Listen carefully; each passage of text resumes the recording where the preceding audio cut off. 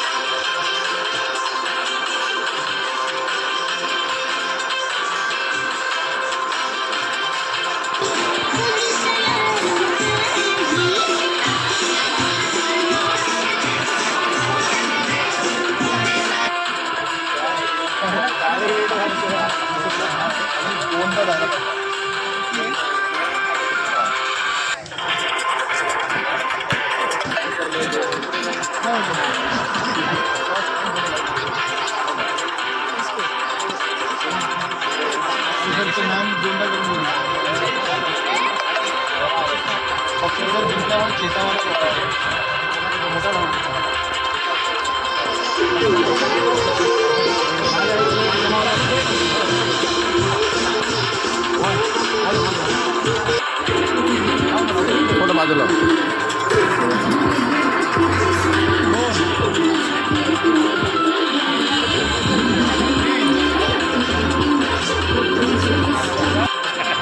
आता नाही का?